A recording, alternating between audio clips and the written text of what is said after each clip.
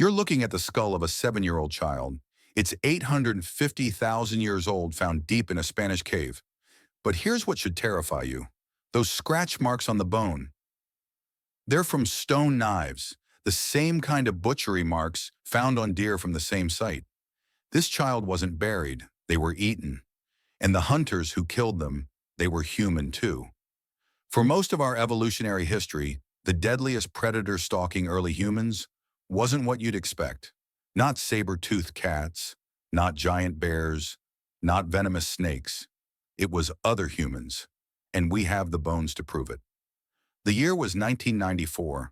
The team working at Grandolina in northern Spain's Atapuerca Mountains had already spent years carefully excavating through layers of time. Level TD6 seemed promising. Animal bones, stone tools, the usual markers of human occupation. Then Aurora Martin Francis lifted a small skull fragment from the dirt. It was unmistakably human. Young too, maybe 6 or 7 years old based on tooth development, but something was wrong. The bone bore a series of parallel scratches, too regular to be natural, too deliberate to be accidental. More bones emerged. A jaw here, a femur there, ribs, vertebrae, finger bones. By the time they finished, they'd recovered remains from at least 11 individuals. And nearly a third of these bones, 288 fragments in total, showed those same telling marks. Cut marks made by stone tools. Impact fractures from marrow extraction. The kind of damage pattern any archaeologist would immediately recognize. Except archaeologists usually see these patterns on mammoth bones, or horses, or deer. Not on human children. The initial reaction was skepticism. Surely there had to be another explanation. Maybe these were mortuary practices, ritual defleshing of the dead. Maybe the bones had been mixed up somehow with animal remains. Maybe anything except what the evidence seemed to be screaming.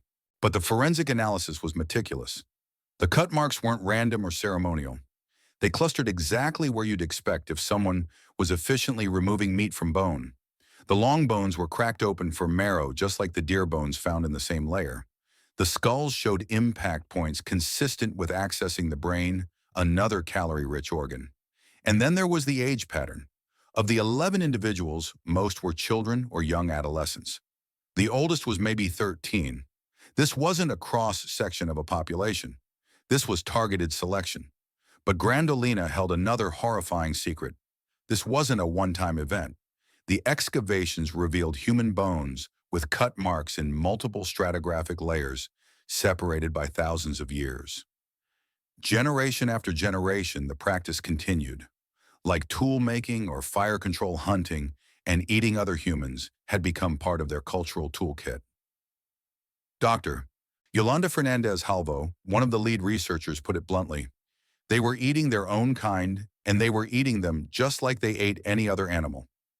To understand how humans became hunters of humans, we need to meet the species at the center of our story. Not the victims at Grandolina, they were Homo antecessor, an earlier branch of our family tree, but their close descendants, the ones who would perfect the art of hunting both animals and possibly other humans, Homo heidelbergensis. Picture them? These weren't the stoop-shouldered brutes of old museum dioramas. Homo heidelbergensis stood tall males, often reaching 5'9" or more. They had robust builds, heavy brow ridges, and wide faces that would mark them as different if you saw them on a subway. But here's the thing that should make you pause. Their brains were as large as ours, sometimes larger. The average heidelbergensis cranium held about 1/200 cubic centimeters of brain. That's smack in the middle of the modern human range. Whatever was going on in those heads, it wasn't limited by processing power, and they knew how to use those brains. The toolkit of heidelbergensis represents a massive leap forward from their predecessors. Where Homo erectus made functional but rough tools, heidelbergensis crafted objects of almost artistic precision.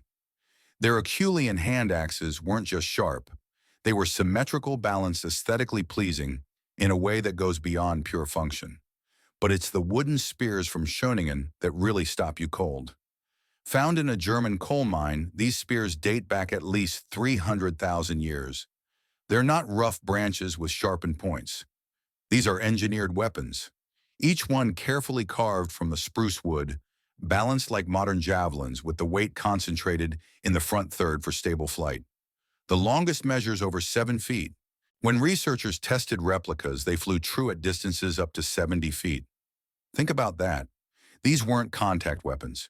They were projectiles designed to kill at range, to kill things that could kill you back if you got too close. The Schoningen site tells us exactly what they were hunting. The spears were found among the butchered remains of horses. Lots of horses. This wasn't opportunistic scavenging. This was organized, systematic hunting. But horses run fast and kick hard. To bring down multiple horses, you need coordination, planning, communication. You need a hunting party working as a unit. The evidence for their sophistication goes even deeper.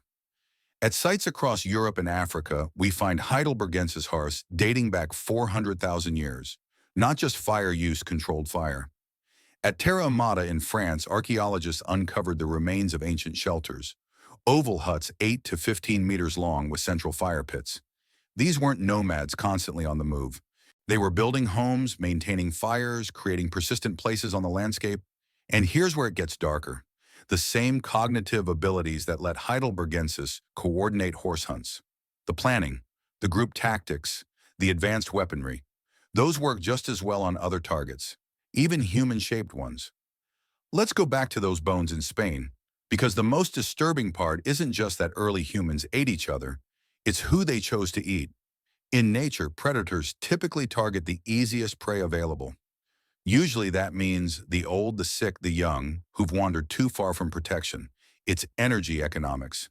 Minimum risk for maximum calorie reward. But the Grandolina evidence breaks this pattern in a chilling way. Yes, the victims were young, but they weren't infants or toddlers who would have been genuinely helpless. They were children and young adolescents, mobile aware, presumably protected by their groups. And they weren't picked off one by one over centuries. The TD6 layer represents a relatively brief period, meaning multiple young humans were killed and consumed in what amounts to a prehistoric blink of an eye. Dr. Marina Mascara, one of the researchers who spent years analyzing the remains, offered a hypothesis that makes your skin crawl. This could be a strategy if you want to reduce a competing group's future warrior strength. You don't go after the adults who can fight back effectively, you target their children. It's almost too calculated to contemplate, but the evidence supports it. The butchery wasn't desperate or haphazard. It was methodical, efficient. The same stone tools that filleted horses filleted humans. The same techniques that extracted marrow from deer bones, cracked open young femurs. The processing was thorough. Every scrap of meat was removed. Long bones were systematically broken for marrow. Even the skulls were carefully opened to access brain tissue. This level of complete utilization speaks to expertise. These weren't first-time cannibals fumbling through an unfamiliar process. They knew exactly what they were doing. And it wasn't a one-time event.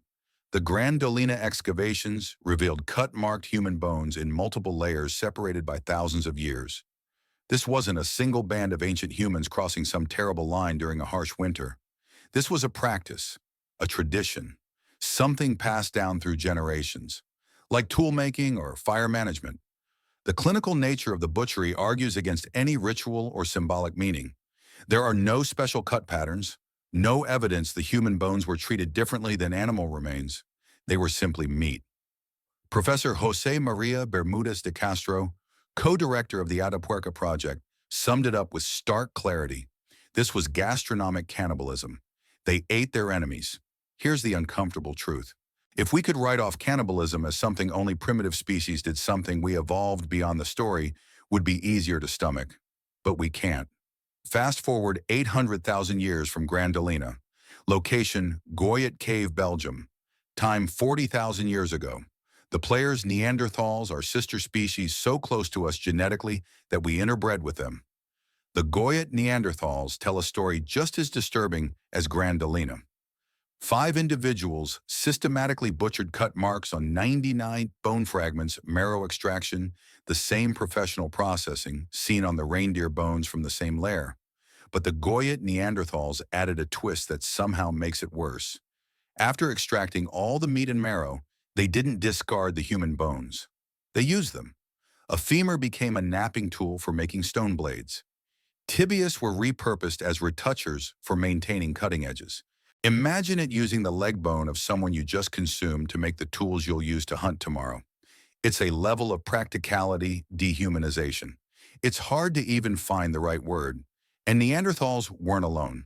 At Covas del Tol in Spain, a Neanderthal child's remains from 52,000 years ago show cut marks from stone tools.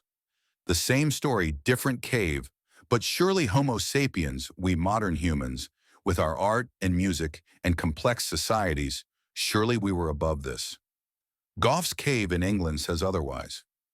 Dating to just 14 to 700 years ago yesterday in evolutionary terms, Gough's Cave presents evidence of what archaeologists clinically call nutritional cannibalism among modern humans. The Magdalenian people who lived there didn't just consume human flesh, they turned human skulls into drinking cups. The process was deliberate and skilled. After removing the facial bones, they carefully shaped the cranium into a bowl, removing flakes from the edges to create a smooth rim. They even engraved one of the bones a human radius with a zigzag pattern.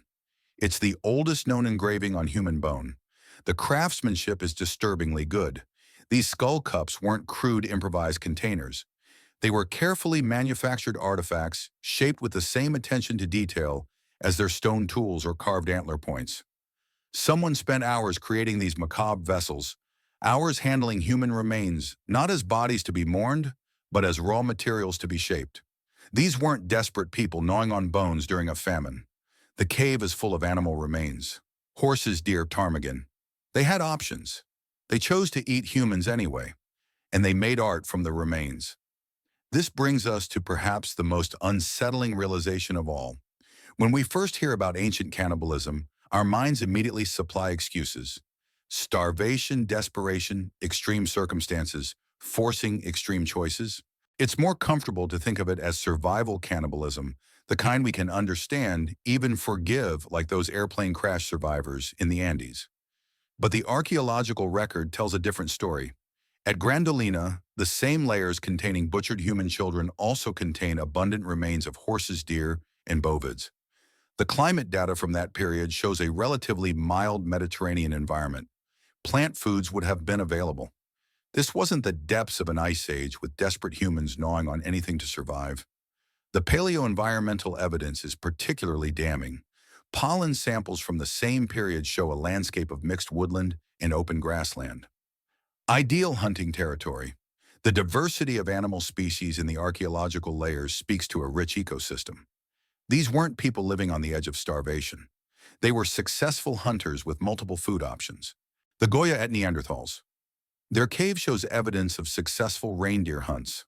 Lots of them. They weren't starving when they processed their own kind with the same methodical approach they used on those reindeer. Even at Gauss Cave, where the climate was admittedly harsher as the last ice age wound down, the inhabitants had access to diverse food sources. The presence of migratory birds suggests seasonal abundance. The careful crafting of skull cups suggests time and energy to spare, not desperate circumstances. Dr. Sylvia Bello, who led the research on the Gauss Cave remains, was explicit. The evidence suggests that the Magdalenians were successfully exploiting their environment. There's no indication that an extreme event triggered this behavior. So if it wasn't desperation, what was it? The answer might be simpler and more disturbing than we want to admit. For these early humans, other humans were simply part of the available protein landscape, not preferred prey perhaps. The risks were higher than hunting horses or gathering plants, but not taboo either, just an option. The calculated nature of the Grandolina child targeting suggests something even darker. Strategic cannibalism, eliminating future competitors while they were still manageable. It's the kind of cold logic we associate with warfare, not prehistory. But then again, maybe that's our mistake. Maybe warfare, or at least strategic intergroup violence, is older than we thought. Maybe it's older than Homo sapiens itself. The evidence spans 1.45 million years. From that cut-marked tibia in Kenya to those decorated skull cups in Britain. Different species, different continents, different climates, but the same behavior cropping up again and again. Not as an aberration, but as a possibility always lurking in the behavioral repertoire of the genus Homo. So what do we do with this knowledge? How do we reconcile the Heidelbergensis who taught their children at Melka Cantor, Those touching footprints of adults and toddlers together at a butchery site with the ones who may have hunted other human children. How do we process the fact that the same cognitive abilities that let us paint the caves at Lascaux also let us turn human skulls into serving bowls? The easy path is to distance ourselves. To say that was, then this is now. We're civilized. We have laws and ethics in grocery stores. We've evolved beyond such horrors. But have we? The same species that created the skull cups at Gough's Cave went on to create civilization. No new evolution required, no cognitive leap, just the same brains, the same hands, the same capacity for both creation and destruction that Heidelbergensis had 400,000 years ago. The archaeological record forces us to confront an uncomfortable possibility, that the capacity for seeing other humans as prey isn't a bug in human programming. It's a feature, one that's been there from the beginning, expressed when conditions align in just the wrong way. This isn't about being pessimistic or misanthropic. It's about being honest regarding what the stones and bones actually tell us. For over 1 million years, various human species have occasionally hunted and consumed each other. Not constantly, not universally, but persistently enough to leave traces across continents and epochs. The miracle perhaps isn't that early humans sometimes ate each other. The miracle is that we ever stopped. That somewhere along the line, most human societies developed taboos strong enough to override what was once just another survival strategy. But those taboos are cultural, not biological. They're software, not hardware. And software can be overwritten when the conditions are extreme enough. History shows us that again and again. The bones at Grandolina aren't just evidence of ancient atrocity. They're a reminder, a warning maybe, about what humans are capable of when we stop seeing each other as human. The next time you're in a museum looking at those old displays of human evolution, remember the children of Grandolina. Remember the crafted spears of Schöningen that could bring down horses or humans with equal efficiency. Remember that big brains and sophisticated tools don't automatically equal moral progress. We like to think of human evolution as a ladder climbing toward enlightenment, but it's more of a tangled bush with branches of brilliance and darkness intertwined from the very beginning. We carry both legacies in our genes, in our cultures, and our choices. The evidence is literally buried in our past, waiting in caves and dig sites around the world. Each discovery adds another piece to a picture we might not want to complete.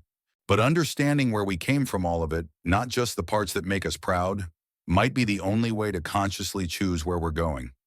After all, those weren't monsters who left cut marks on children's bones 850,000 years ago. They were humans just like us with the same size brains and the same capacity for choice. The question isn't whether we've evolved beyond what they were. The question is whether we've learned to choose differently. If this journey into humanity's darkest prehistoric secret left you questioning everything you thought you knew about human nature, don't let it end here. Subscribe to see what other uncomfortable truths are buried in our past.